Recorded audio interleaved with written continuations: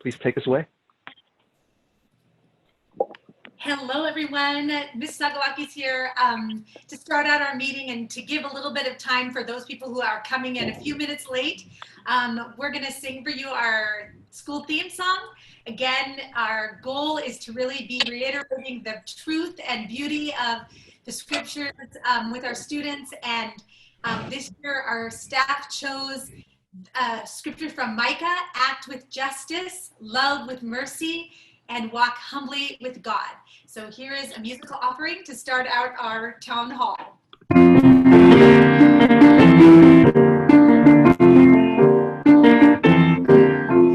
Act with justice, love with mercy, walk humbly with God. Together we can, together we can, open wide our hearts to God's call to love.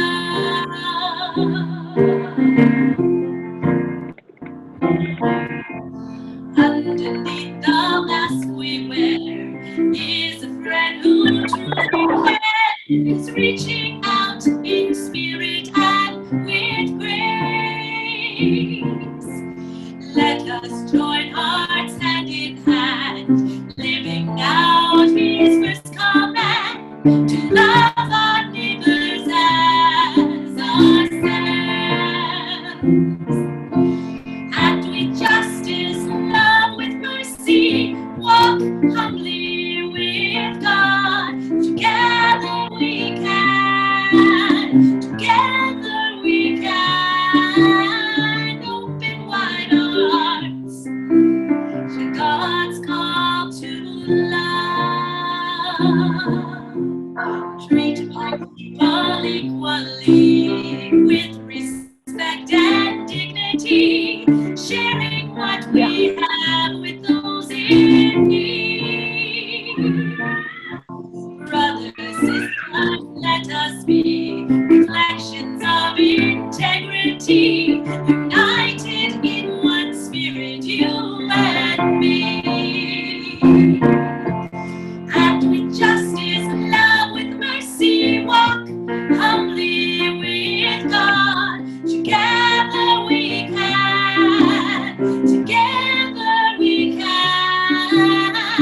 open wide our hearts to God's call to love. Together we will open wide our hearts to God's call to love,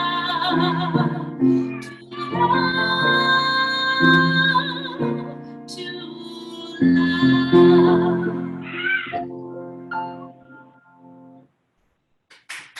Thank you so much, Ms. Sakalakis. You are welcome. Hi, everyone. By now, you probably know me, especially if you have a kid in one of the other grades. I'm Alan, a co-chair of the PA. Trisha couldn't be here today, but to back me up, I'm super happy to welcome my co-host, the chair of the school commission, Matt Diefenbach. Want to say hi, Matt? Hi, everyone. Good to be here. So welcome to the middle school curriculum town hall. We're going to try to keep this to 1 hour. We're recording this for people who can't make it. I am supposed to plug opportunities to volunteer through the PA here, but instead I'm going to give a huge shout out to Andrea Vaught, Liz Overland, Tracy Westby, Tracy Robertson, Dee Tran, Gigi Vasco, Chris Dorov, Angela Doyle, Karl Marx, and Karen Bombino. You guys are amazing. Thank you for everything you do for the school.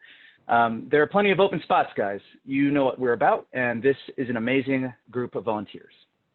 Okay, Bernadette and Paul, you are up.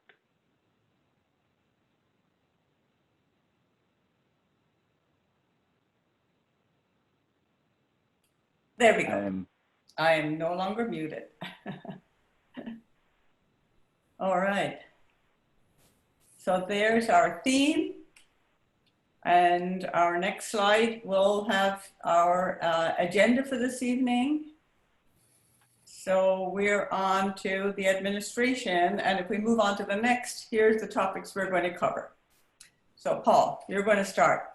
Sure. Welcome, parents, to our third town hall. Props to those of you who have attended all three. We'll try to give you some different information tonight, and we're looking forward to hearing from our middle school team. Clearly, it's not a traditional curriculum night per se. It is a town hall discussion. You'll hear from administration. You'll get a little taste of some curricular elements going on in the middle school from the teachers, and we'll have some time for Q&A there at the end. We did have a couple of top of mind topics that we wanted to dive right into. As we're jumping into the remote classroom and the modified and new remote learning plan from the spring, I have to give credit to our teachers for working to come up with that student schedule. We went through many iterations of schedules through the summer to try to land on something that really was the right balance, but also allowed for some collaborative times on that Friday to really get into small group work, assessments, perhaps re-envisioning our Eagle News Network and getting some students to help produce that lively video stream that we had going last year within the school building. So we're really looking at opportunities to take advantage of that day and also provide opportunities for teachers to work individually with students on both enrichment and intervention. So look for that to continue to develop as we get more days under our belt. I know the last Friday we were using to make up map testing, and I do want to give a big congratulations to the teachers and parents for delivering that remote testing.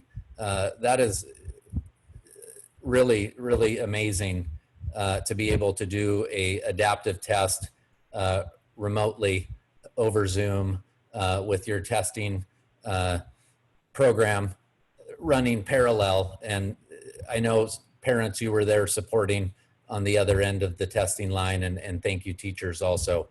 That was quite a feat.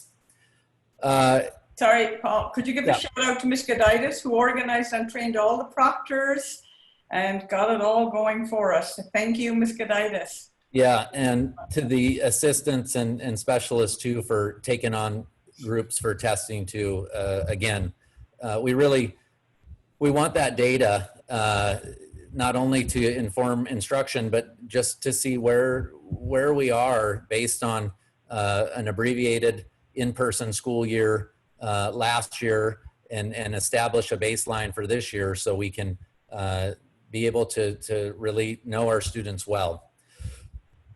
I've had a few questions about student trips, and right now what we're hearing is there probably won't be any kind of field trips this year. I know that's a bummer to hear for students and parents alike, and I particularly feel for our 8th graders who missed out on the 7th grade tour last year and likely will miss out on the 8th grade trip this year. As we get down the calendar, we'll start to look at some virtual opportunities to at least give some kind of taste of what those trips may have been like or would have been like. So again, we wanted to put that information out there as we're moving forward. What's on everyone's minds is when will middle school students return to the building? And Ms. O'Leary is going to talk a little about that one now. Yes, I am. And we have a slide with some points that I'm going to cover. So let's move to that. We are, as you know, going to bring in the K through 2. Our target date is October 5th. And why, you might ask, are we starting with just this small group and are just these younger learners? And that is because of the advice that we have to bring and to start with younger learners who are way less able to study at home, and are also easier to manage. The transmission rates among the younger learners is much lower. I met and I have been consistently meeting with the Office for Catholic Schools ever since March. We meet every morning, Monday through Friday at 7:30 in the morning. We've now dropped to 3 days a week.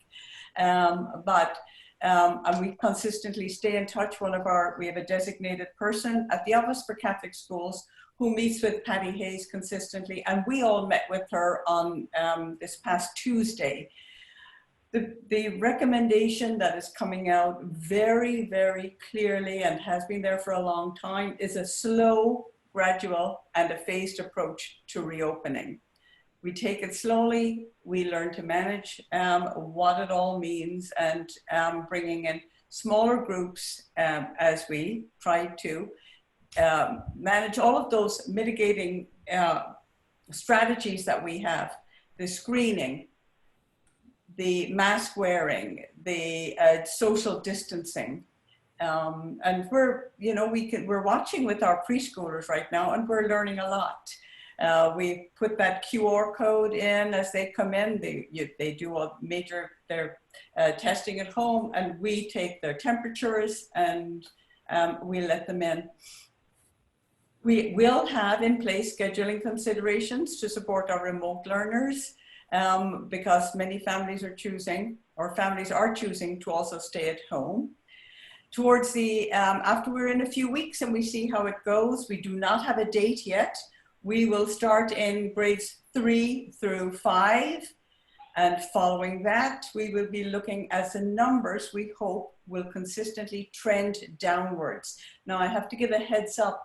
When we started, when we were talking about the return, when the numbers we said we move into the moderate phase at 25 to 75, we would start bringing the younger learners in.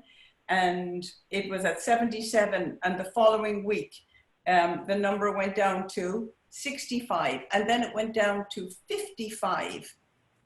That was a drop of 12 and a drop of 10 transmission rates per 100,000. This past week's drop has only been from 55 to 51. So we're watching that leveling with some concern as we plan out the dates for future returns. So we'll watch the figures and we will let you know. Grades 3 through 5 will be in first, and then a few weeks later it'll be grades 6 through 8. All of grades 5 or grades 3 all the way through grades 8. Those 5 grades will be in a hybrid model. We're looking at now at alternating days. We have not fully decided what that will look like. So as I said, we have some concern over watching the 55 to the 51 over 1 week. That was a slowing down in the decreasing trend.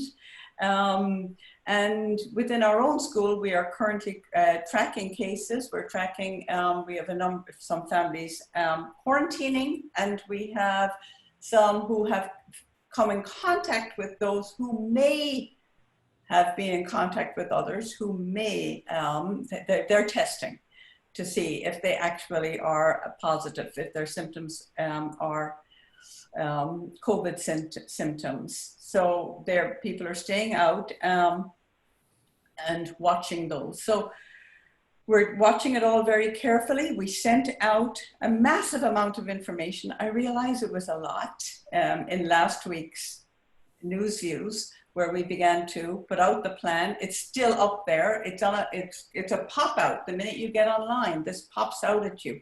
Open it up, the reopening plan.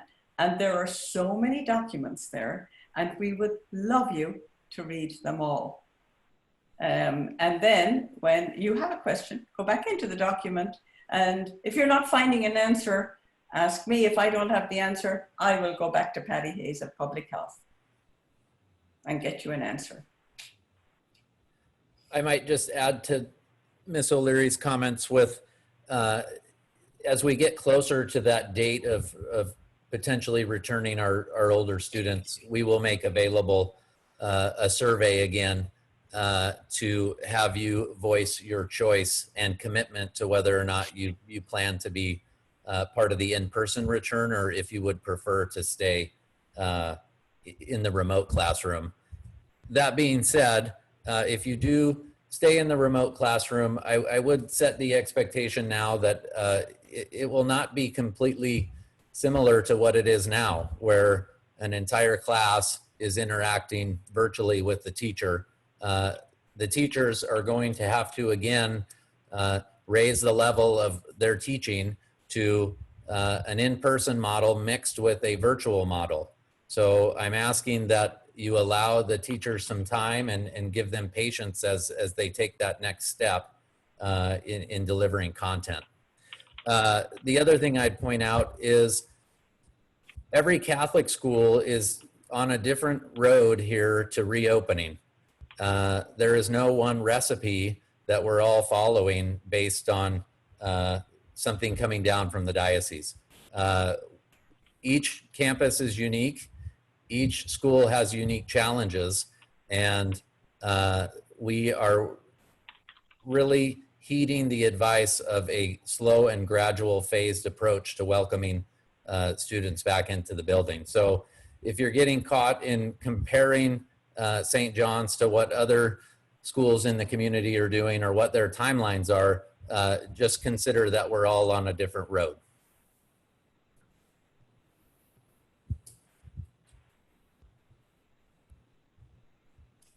Thank you. I think that's about it on the reopening plan. Let's meet the teachers. I think, Alan, maybe there was a couple community slides there first before the teachers. Yeah, we can do that.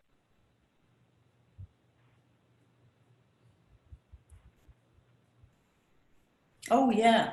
I just wanted to remind and thank parents really for all that you did to support the food drive that we had last week for Broadview Thompson Elementary. Our largest turnout for a food drive in recent history. It was amazing to see the cars just kept coming and dropping off food, and we had some of our 8th grade leadership students here helping pack the food and get it ready for distribution.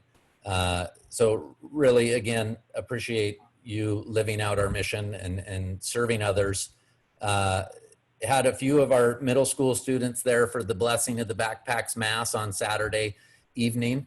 I hope you tuned in and had a chance to celebrate Mass with us. Those Saturday evening 5 o'clock Masses are always streamed and then available again on Sunday to watch the recorded version if you wish. Schedule for Jogathon went out Tuesday, and it will be again in News Views today.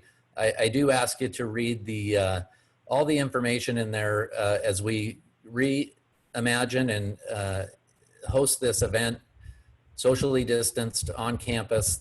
Your students will be running in small groups, probably between 9 and 12 of their classmates together, spread out around the block. We do want to have this community builder in person, and we know that you'll follow all the guidelines that we've set to have a successful and safe event. And really, thank you for your contributions to the fundraising effort.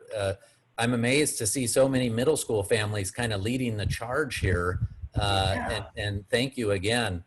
We did come up with a reimagined mystery surprise for that top class for fundraising, and we're calling it Punish the Principals. It'll be a on-campus water balloon target at Bernadette and I. So there's something you can incentivize your kids with. Mm-hmm. Maybe you want to get in on the action too. Mr. Thomas's class is leading, I think. Yeah, way to go. Over, yeah. Miss Sullivan, 6th grade, just behind. Yeah. Crispin's Kitchen open for curbside pickup. Thank you, parent volunteers and our staff there for providing this valuable meal for our families. I know in our own family, cooking 3 a day is anything we can do to lighten the load is appreciated. So thank you.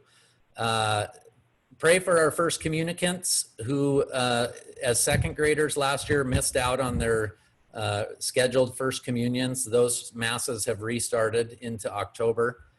Keep them in your thoughts and prayers. And then check out the CYO website for some individualized cross-country training runs and ways to get involved with cross-country. Even though we can't all gather at Lower Woodland, you can still be part of the team and get out there and do some timed runs to be reported through the cross-country channels. I'd also give a shout out to the CYO. There's something in News Views today and a way to honor Marcy Flood and her family. You know, Marcy passed away in June, and there's an opportunity there in News Views today that I encourage you to check out and support her and her memory. Let's hear from our teachers, and I think we're going to start off with 6th grade. Yes, I think I'm going to start us off here in 6th grade. Hello, St. John families. Those of you who don't know me, I'm Meg Sullivan, and I am teaching 6th grade ELA and social studies this year. This is my 11th year at St. John's. In fact, about half of my homeroom this year, I have taught an older sibling in their family, which is pretty awesome. So I love this community. And just a little bit about a quick overview of what we're going to be doing this year in 6th grade. For social studies, we focus on ancient civilizations, mostly Mesopotamia, Egypt, Greece, a little bit of Rome, and I do a lot of project-based learning in social studies. For ELA, of course, we focus on the 3 main categories of writing: narrative, expository, argumentative. We do a lot of in-context vocabulary from our novels and other subject areas. This is the first year the students will be doing book talks. We also do 3 class study novels together. Some goals I have for your students are to become more independent and responsible learners with their organization, and that'll really come in handy when they come back in the school building and are juggling more of their supplies. I also hope to encourage critical thinking and making connections between what we're learning and what's happening now or what's happening in their own lives. So I also want to thank you for all of your support, tech support, moral support that you give to your children every day. You're on the other end with them as I'm teaching and speaking with them. Please don't hesitate to reach out with questions that you have. And something that I really appreciate about my students is so far, we have run into a few technology bumps along the way, but they are super quick to help each other, troubleshoot, offer ideas, and also help me. And so I just really appreciate that about your 6th graders so much. Hi, I'm Sarah Goditis. I'm the other 6th grade homeroom teacher this year. It's actually my 10th year at St. John's School. It's my 2nd year as a 6th grade homeroom teacher. I got to be Miss Brumbach's I filled in for her 1 year when she was having Sophia, and she reminded me that it was 6 years ago. I used to think it was like just a couple years ago, but she's sick, so we figured that out. So when times come, I need to be a 6th grade homeroom teacher, and I love it. It is so fun. I love working with Miss Sullivan, and I'm also teaching 6th grade math, which I have had tons of experience with. Some of my favorite things that we get to do are percents and ratios and proportions. Super fun. A lot of cool things that we get to solve and think and problem solve going along with that. The 6th graders have been awesome. I know most of them from working throughout as a math specialist with them. So I know a lot of them and how they work as students, and they have been just great. And on Teams, we are just getting to know the platform and turning stuff in, which has been an awesome, fun experience. One of my favorite things is that students are learning how to do things almost better than I can on the platform. So we're problem solving that out, and they're sharing what they've learned and sharing how they can fix the things. So God bless them. They're so sweet. And so they want to learn. I love them. So can't wait to continue. Hi, everybody. I'm Gwyneth Zagetsky. I am, I had to write it down in a note. This is my 5th year at St. John's teaching, 8th year of teaching overall. I am now running the literature and language arts show for 7th and 8th grade. I used to share it with Mr. Thomas a little bit, but now I've taken it all. It's mine.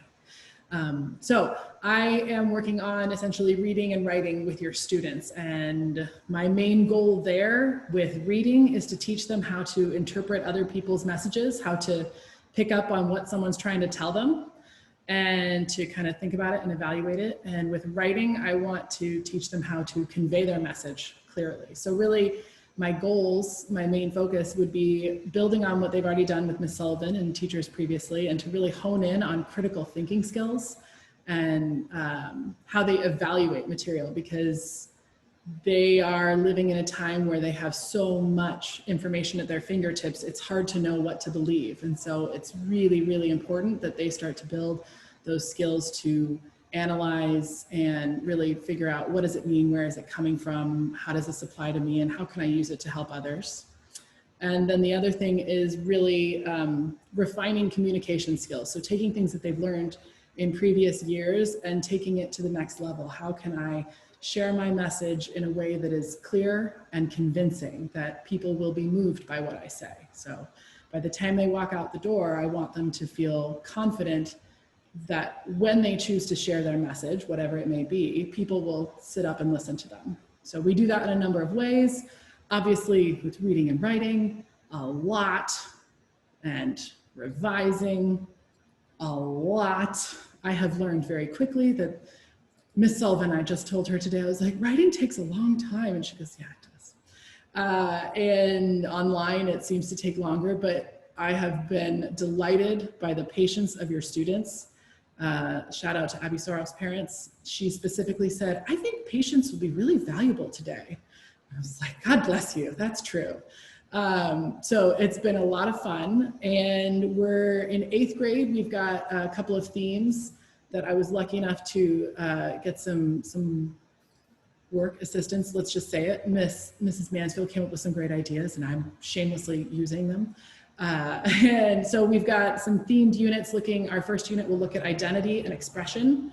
Our second unit will focus on crime and justice and what that feels like in our world. And then their last unit in 8th grade is going to focus on short stories and spoken word poetry. So they're really building to getting their own message. And in 7th grade, we start out with building vocabulary with Greek and Latin roots and just context vocabulary from stories. And then we're going to focus on expository writing and building our research skills initially, and then moving into a couple of novel studies. And I think I've talked more than enough. So Mr. Tice. Hi, I'm Sven Tice. I think most of you know me because I've been around here since the school opened, it feels like sometimes. I actually came to the realization a few days ago when I was thinking about what I would say to you today, that this is my 30th year teaching. I didn't intend to teach this long, but there you go. It's my 20th year at St. John, and I've really enjoyed it. And I think I'm gonna just stay here until they kick me out. The curriculum for science is on your screen.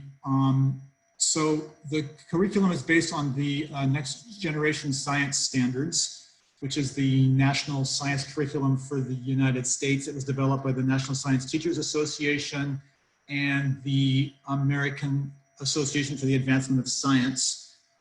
It's basically a long list of the things that students should learn at every grade level. And so we based our science curriculum on that. This year, I will be teaching only 7th and 8th grade science. I typically teach 6th, 7th, and 8th, but we needed to make adjustments. So Mrs. Mansfield will be teaching 6th grade science this year. And she has taught 6th grade science in 3rd grade, so she knows exactly what she's doing. But in 7th grade, right now we're working on science practices on the nature of science, what science is, what scientists do, what engineers do. Then we'll go into classical Newtonian physics. We'll do astronomy, evolution, engineering and engineering design principles. We'll end up the year for the 7th graders. The 8th graders, after our review of science practices, will study the structure of matter, which is basically atomic physics and chemistry. We'll study energy physics, which is mostly the study of waves, cell biology, and heredity. My overarching goal for teaching science is to obviously teach the standards, prepare them for high school and college science, and more than that, to make them interested in science and understand that science and engineering ideally are a force for good. They are a way for us as a species to make progress. And I hope to communicate that to our students before they leave St. John. As you know, this has been a very challenging several months for all of us. And I have to say that since we came back this fall, that the students have done a really, really good job. They have all been showing up on time. They've been working hard. They've been participating. They've been very patient with some of my technical errors. And they've been really persistent. They just keep plugging away at it. They're missing their friends. It's really obvious. And it's not the ideal situation for them, but I have to say that I'm really impressed by how well they're doing. They're making the best of a bad situation, and I'm really grateful for that.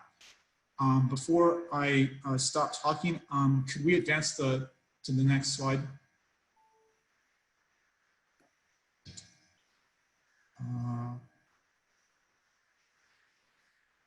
Oh, thank you. So when you look at PowerSchool with my grading, I typically give routine daily work 1 point. It's weighted by 50%, so it's really only worth half a point. The weekly checkpoint quizzes they take every Friday are 5 points, and the big summative assessments are worth 100 points. So the vast majority of their grade is based on the summative assessments. The things they do every day are mainly designed to prepare them for the assessment. And what's important for you as parents to notice is that when you look at PowerSchool, if you see a 0.1 out of 1 on routine work, it's because I've returned it to the students because they need to redo it. And if they redo it and give it back to me, they will receive full credit for it within a reasonable period of time, like 2 weeks.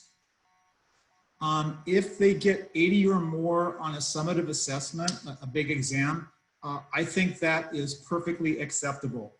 80% on a test shows mastery. They basically learned what they need to learn. I do encounter students every year that are really, they're almost obsessed with grades, that they're a little bit obsessed with getting A's. They don't need to get A's to get into Seattle Prep or Holy Names, that they need B's. So a B shows that they've learned the material, and I think I'm perfectly happy with that, and I hope the students are too. The last thing I'd like to talk to you about today are the Fridays that we do. I have received a couple of communications from parents that are concerned that Fridays are a day off. They're not. They're not tightly scheduled days, but they are days that in science class they can take quizzes. We have office hours where the kids can get individual or small group instruction. And it's a good time for me to do some mental health checks with some kids who appear to be struggling. So it's not a day off. The kids need to show up and they need to work until the end of the school day. Okay, I think I'm done. I think we're ready to hear from the 8th grade teachers. Before 8th grade, I'm so sorry. I just had to jump in because you reminded me of something. I just want to say thank you, parents. So appreciative of the help that you're giving your students in staying online, and also the kind of guiding them in how to approach and talk to teachers. Ms. Sullivan starts them with building that independence, and we can already see with 7th and 8th grade that they're doing a great job sending emails, asking for what they need. So I guess I'm just saying thanks for raising great humans. They're super fun. So now 8th grade, sorry. Okay, so for those of you that don't know me, I am Abby Mansfield, and I've been working here at St. John for the past 8 years. I started as an aide in 2nd grade, caught the teaching bug, and went back and got my post-bac in education. Taught in 3rd grade for 4 years, and then last year moved up to middle school to teach religion. This year, in addition to co-teaching our community religion class with Ms. Shaw, I also get the exciting opportunity to teach 6th grade science. I love teaching science because it allows students to ask questions, investigate, explore, try, fail, and try again. And as Mr. Tice pointed out in his slide, in 6th grade, we're going to start the year learning the science and engineering practices and the scientific method. And then for the remainder of the year, we're going to put those practices into action as we study organisms, microbiology, earth sciences, and environmental sciences. Science is meant to be learned hands-on. And while this is going to be one of the biggest challenges in remote learning, I am committed to creatively finding ways for your students to do science and not just read about it. So still figuring out exactly how that's going to look, but that's a goal that I know both Mr. Tice and I have. We talk about it regularly. One of the surprise blessings to come out of our pandemic-forced remote learning plan was the chance to reimagine what our religion class might look like and how best to utilize this time to help meet the needs of our students. So as Ms. Shaw and I have told your students, we find ourselves in the midst of 2 major pandemics, the health pandemic and the racial and social justice pandemic. And we want to provide a space to help your students understand these pandemics, teaching them about our history and our moral responsibility to act for the common good, to navigate these challenging times personally, emotionally, spiritually, and as a community, providing them a place to talk about how they're feeling, ask questions, and support one another. And then finally, to respond. We want to give our students the chance to reach out and help meet the needs of the marginalized in both our immediate and greater community. We all are wanting to do that. That was evident in the food drive response that we saw last Friday. We know the needs in our community, and so do our students, and we want to give them a way to respond. Our Catholic faith states that humans are created in the image and likeness of God and therefore have intrinsic value. Our Catholic social teachings call us to walk in the footsteps of Jesus, to care for the marginalized, poor, and vulnerable, and stand in solidarity with one another. Through a blend of social emotional learning and faith-based teachings, we hope to help your students during these strange and challenging times. As an 8th grade teacher, this is a special year for me. I love this 8th grade class. They're my class. I had them in 2nd grade, I looped with them in 3rd grade, and had them last year and then have them this year. So a part of me is grieving along with you and your students for the different kind of year that we are gonna have. I was super excited to take this group of students to DC, watching them grow, leadership opportunities. So some of that we're gonna have to let go of, and then some of that we're gonna reimagine. This is a go get 'em kind of group, and we, Mr. Thomas and I, are going to utilize that energy. There will be leadership opportunities. There will be service opportunities. We're looking to get ENN back off the ground, as Mr. Kelly spoke of earlier. And we are gonna find ways to make this a really special year for this group. It's important to me, it's important to Mr. Thomas, and we will be making that happen for these kids. Go ahead, Mr. Thomas. Okay, good afternoon, everybody. Joseph Thomas, and I have been teaching for 19 years now. Man, 12 of them at St. John School, 12 great years. Very excited to be teaching 7th and 8th grade social studies this year. And of course, while I'd rather be seeing your kids in person, I've had a really great time connecting with them via the virtual classroom. I love it when they chime in with their opinions and questions and things that are happening in their lives. And I want to reiterate that thank you to you parents for all that you are doing for your kids and in support of us. 7th grade social studies, basically that means we pick up where 6th grade left off and we keep going all the way through the Renaissance. We look at cultures and civilizations from all over the world. And then in the spring, we will switch to Washington State history, and that covers from about 1830s to the present day. 8th grade social studies encompasses United States history and civics from the Revolution, usually through the Civil War. So as part of that, you know, that gives us a great opportunity to look at how the past informs the present. And as part of that, I am asking the students to find 10 minutes in their day. Sometimes when they're in class with me, we might do that during my class, but other days they're going to have to find it at another time to watch CNN 10, which is where our ENN network came from. And CNN 10 isn't the typical content on CNN. It's a specialized program made especially for middle school and high school students, just an objective presentation of current events. So I am asking your kiddos to be watching that. Also, I wanted to mention high school briefly. Mrs. Mansfield and I felt it would be easier if just one of us kind of did the high school spiel. So we at school, particularly Ms. Jagutsky, who's teaching them writing, will be working with your student on creating a personal statement that they will use for their high school applications. And also, I know that Mrs. Mansfield and Ms. Shaw will be working with them on how to have an effective conversation with a high school student or with possibly a high school teacher as they have their virtual meetings and their virtual tours of the high schools. We have been in contact with all of the Catholic high schools. We will be sending you information that we receive from them as soon as we get it.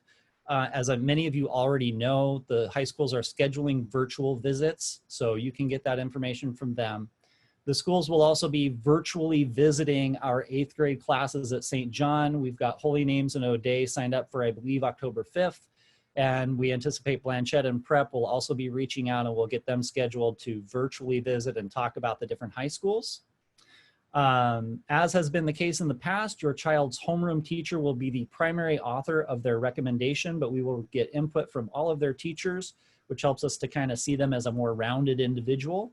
And speaking of that, if there are things about your student that you feel we should know that we might not know, please fill us in. Oftentimes kids do amazing things outside of the classroom and we might not know about it, but please let us know those things so we can include them in their recommendation. Also, applications this year are online. Check in with the high schools. It looks like many of the schools may be canceling those placement examinations.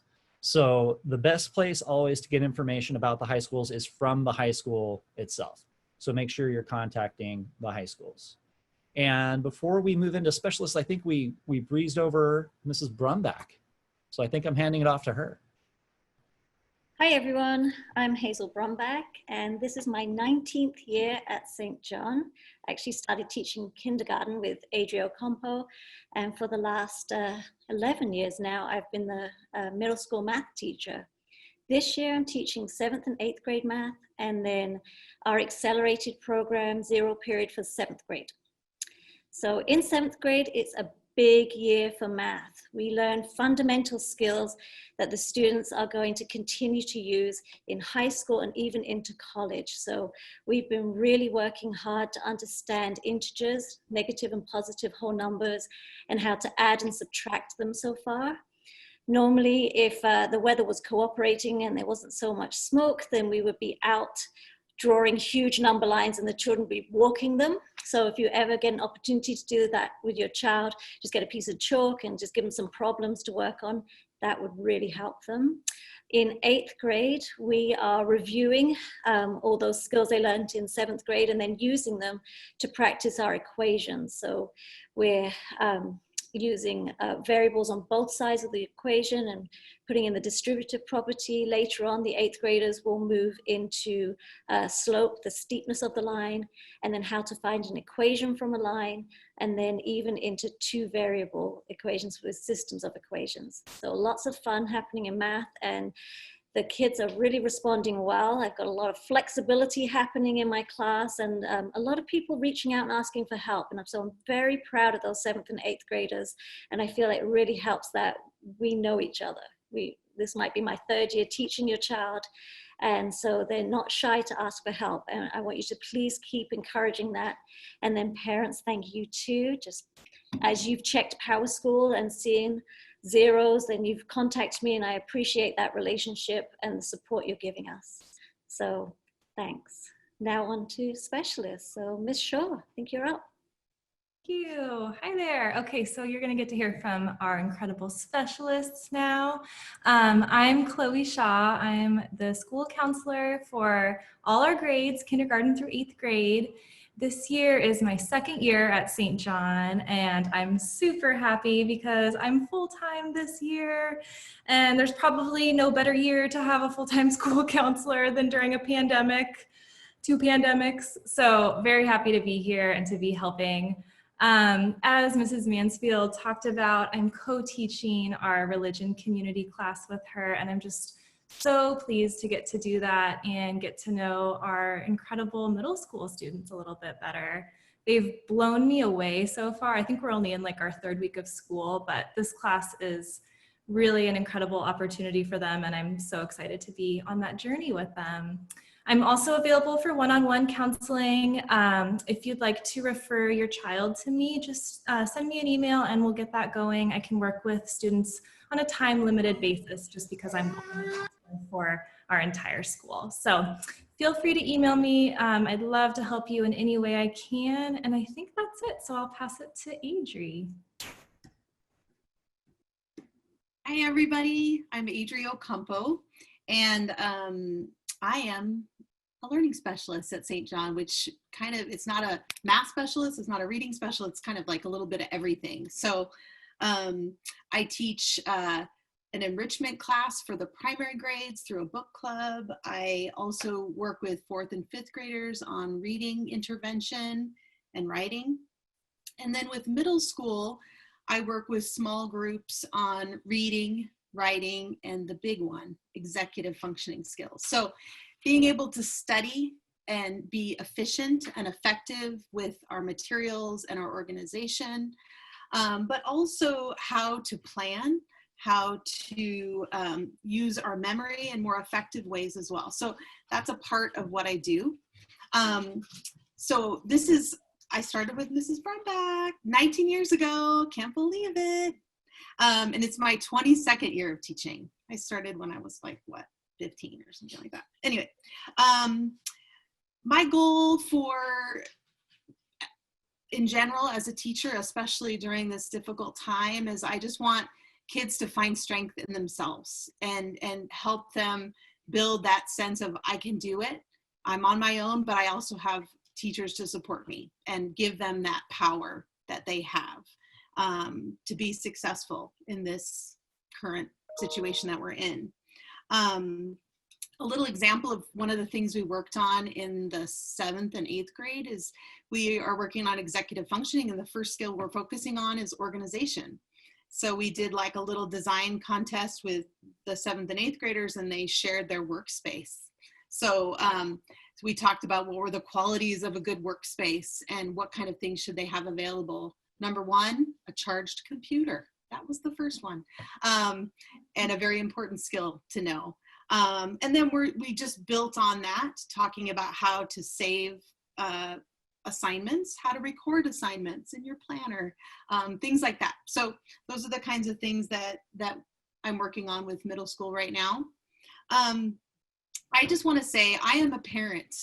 I have a high school student, Mason, at prep, 10th grade, and I have a 7th grader here at St. John as well. So I just want you to know I'm with you. I'm with you with all my heart. I can relate with the situation that we're in, and I just want you to know I understand where you're coming from. I'm trying to teach and help my children at the same time, and I know you're working from home as well. So I just want to empathize with you and just say I'm with you, and give you just a little piece of advice that I'm giving myself as well, is just to be patient. be patient with yourself. There's only so much you can do, but you're doing the best you can. But also be patient with your children, you know, and also be patient with your teachers. We love you and we love the feedback, but just be patient with us as well. So I just thank you guys for all your support. I love all the encouraging emails and high fives, virtual fives. We really appreciate that. So thanks so much. Awesome, Adri. You are such a gift to our school. I'm Pat Sagalakis. I'm here with my daughter, Maria. I've been teaching at St. John's now 23 years. Maria was 5 when I started teaching. And I'll tell you, life is amazing how it has taught me so much. Your students are incredible. This group particularly is a very creative, musical, wonderful group, and I'm so grateful to be teaching music tech to our 6th, 7th, and 8th graders. A little bit about my class. We now are in one platform called Soundtrap, where kids can collaborate and share and work together creating music on any device. So this is a huge undertaking and we're really excited that we finally figured it out. But if they want to create music on another platform, they're able to do that. But I'm finally got everybody connected. Our goal is to unleash creativity, to bring the joy of creating music and being a part of the creative process. In my class, they develop skills for creative songwriting, digital music design, creating, editing, and performing. And also at the end of their 8th grade year, we do a big video production.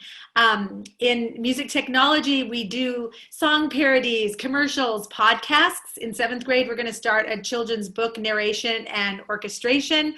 And currently all the kids have started out with one project doing a rap about me, and they are putting into music and to words who they are as individuals.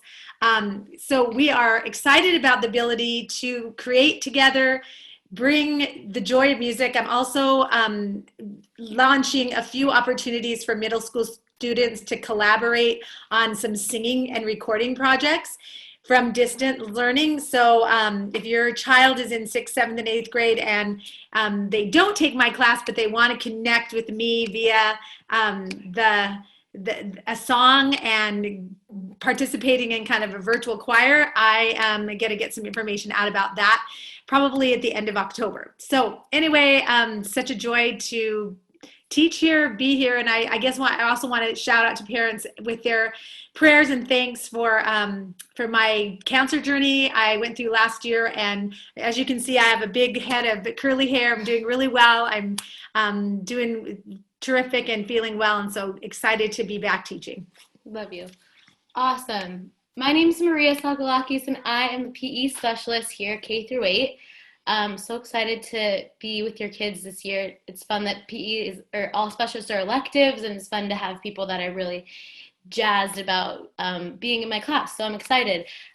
This is my 5th year teaching and my 2nd year back at St. John. My main goal this year is to help motivate kids to move and really make exercise a priority in their life and everyday routine.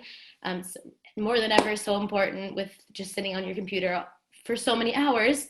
Another one of my goals is to help students engage and interact with each other for their social well-being, right? Social emotional well-being, so important.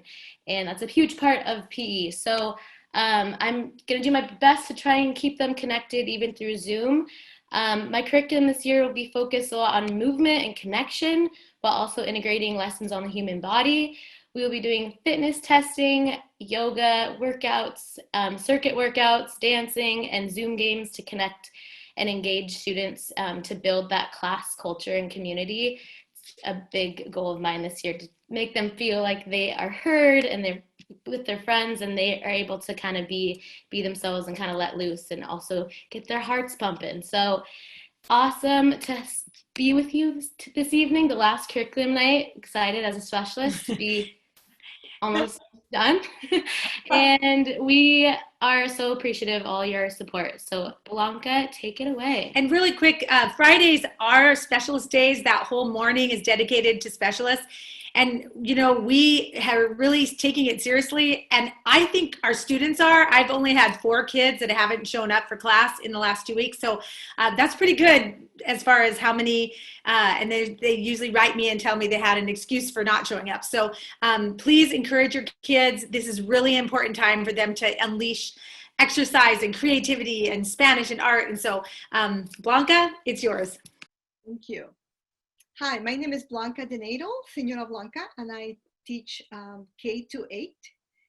I've been teaching for 20 years in Catholic schools. This is my 12th year at St. John, and I am so happy to be part of this wonderful community.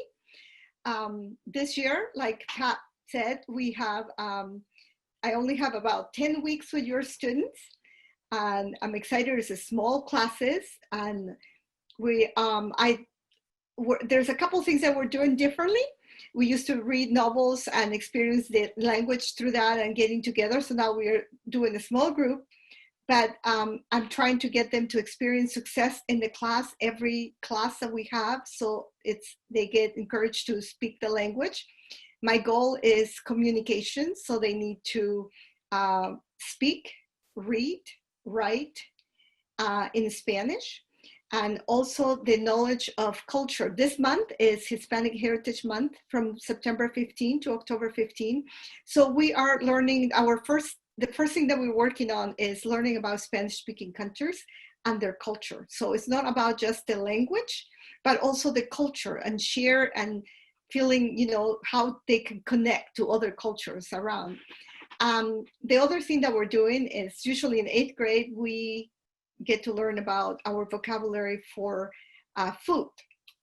So this year, I know we can't go to a restaurant, but we will be cooking at the end of our 10 lessons that we have.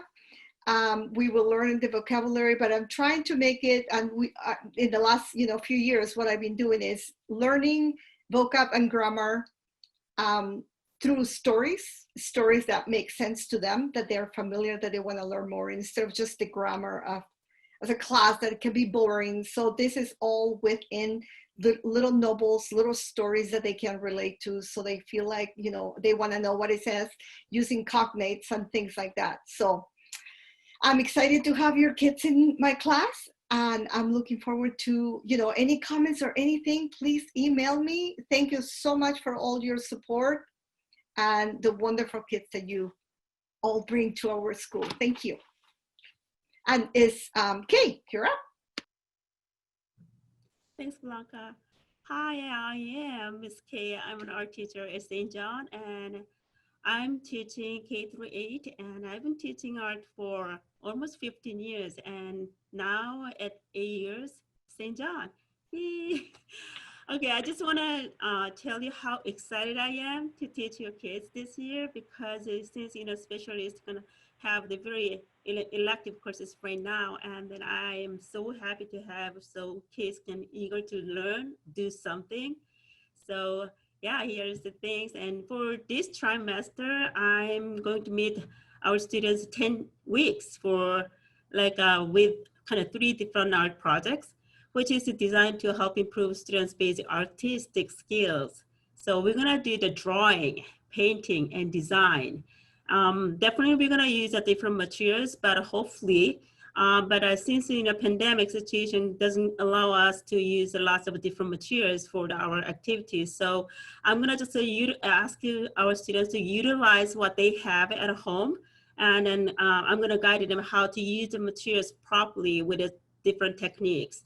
So that's pretty much my goal. And then from students, with these projects, kids can learn their own creativity and at the same time, self-expression. We need those things, right?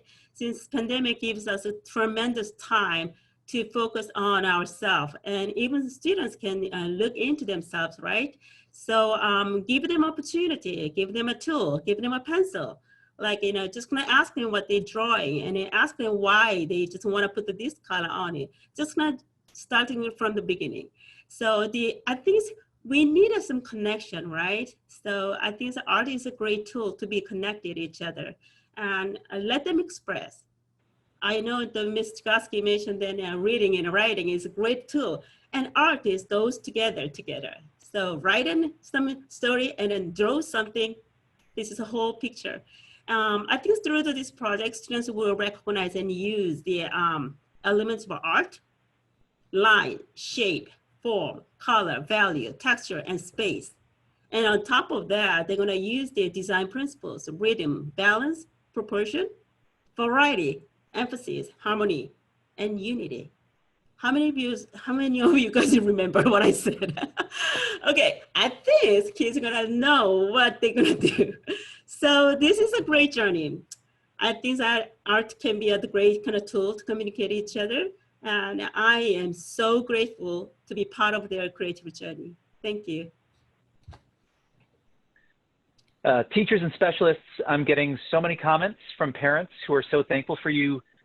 We know how hard you're working and you're doing it while caring for your own families. Thank you so very much. I promised everyone that we'd do 1 hour, and it sounds like Matt was able to at least broadly answer many of your COVID-related questions. But we're going to go over just a little bit to answer a couple curriculum related questions tonight. If we didn't get to your question or concern, please, I promise it's being forwarded to the appropriate party. All right, so. And real quick, I need to just jump in really fast. And my name's Jonna Skokin, and I am your admissions development person. And I also just wanted to quickly say, this 8th grade year, like Mrs. Mansfield, they were my last year of kindergarten, teaching kindergarten. And I had many of your students in 4th grade and then through middle school. So a special, special year this year. But my goal this year, reach out to our new families. We want to welcome you here. We're so excited that you've come to St. John's. Please contact me if you have questions. Parents, please, reach out if you see somebody new on the class list. I know our 6th grade class has 5 new students. So we want to make all of our families feel welcome and part of the St. John family. We know it's going to be a great year, even though it's different, but if you have any questions, please contact me. Okay, thanks, Alan. I didn't mean to cut you off. Oh, it's okay, it's okay. I'm bringing it through there.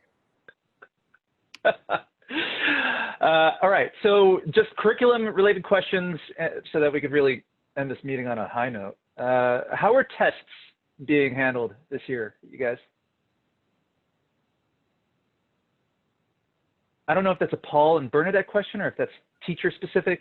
I don't know if you guys are doing that differently. I think assessments are going to be handled based on, to a great extent, on the teacher and on the subject. I am going to defer and send this question to Mr. Tice, who spoke about assessment. And he mentioned that they were carrying weighted points. Mr. Tice, do you want to tell how you would respond to that? Well, I can't speak for all of the teachers, but I plan on doing my assessments the way that I have done them in the past. I'm not going to allow remote teaching to affect the assessment part. The kids will be assessed with a summative assessment when they're ready to be assessed. And most of their grade will be based on their assessment because that's where they show me what they've learned. The only difference between being in a regular classroom at school and being remote would be that for these assessments, they will be allowed to use notes because I can't stop them. But other than that, I expect them to show me what they've learned, and I expect the assessments will remain rigorous. Mm-hmm. Thank you, Mr. Tice. I appreciate that. And as we began the year and as we moved into remote learning actually last March, one of the things that we did discuss was that much of the assessing is formative. And even as Mr. Tice has said, an assessment, the purpose of his summative assessment, excuse me, is to show what so that he knows that the students have learned, and so that they can show what they have learned. And if they haven't, then he's going to go back and help them. That is, especially if they get under the 80. He said 80 and above, he's very happy, if you remember. So we're looking at, you know, in every way, the teachers will, in the main, do formative assessments along the way to help the children realize that they are getting it. And if they're not, then I'm sure all of them, just nod, give me a hand up, you would help the children if they're not, once you formatively assessed. There you go. Thank you. I see that thumbs up. All right. So it sounds like it'll be exactly the same, except at home and with notes. That's wonderful. Mm-hmm. How will science teachers be able to do science experiments? Has that come up at all in your guys' considerations for this year? So back to you, Mr. Tice, I suppose.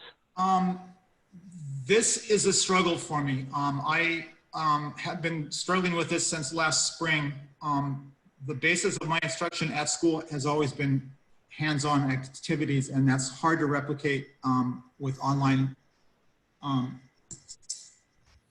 lessons.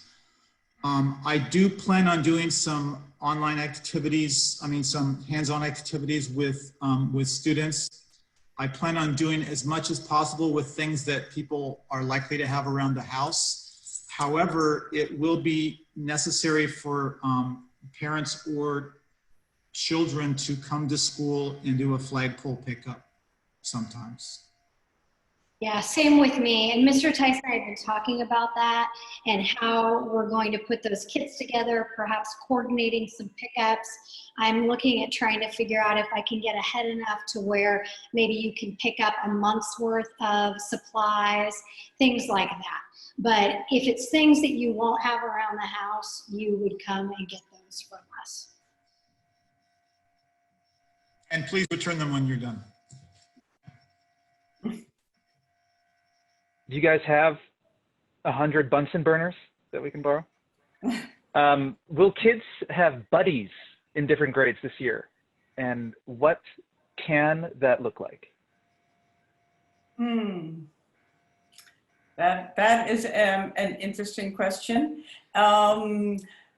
Because we can't get these children to be that close to one another, we haven't sort of ventured through that topic yet.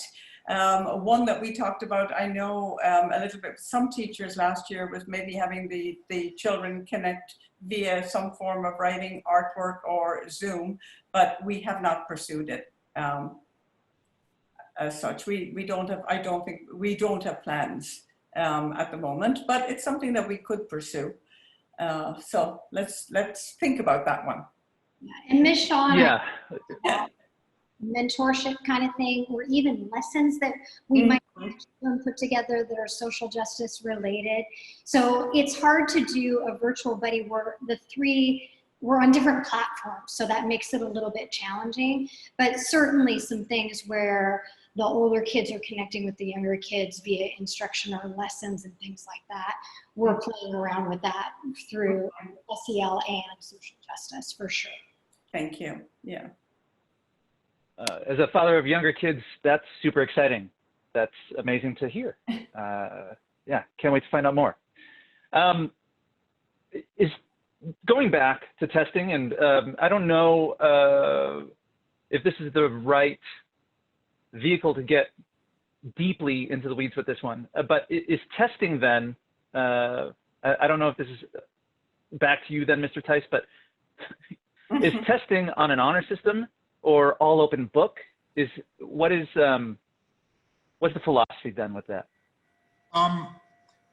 Again, I can't speak for other teachers because every subject is slightly different, but in the classes that I've been teaching, I'm allowing the kids, it's open note, open book. It's not open Google though. but so for that, to answer your question, I just have to trust them. I have no choice. Mm-hmm. I don't, I've given the kids a few quizzes so far this year, and my impression is that one or two of them are texting their friends to ask for answers, but most of them are being totally honest. So yeah, I choose to trust them. Mm-hmm. Yeah. I would And say I think that- find that across the board, right? Middle school. Yes. Yeah. Children are learning also. They having their notes or even having the book. Part of learning is how to know where to find that material, to know how to use the notes, to use what they are learning during the week, and then answer the test. Mm-hmm.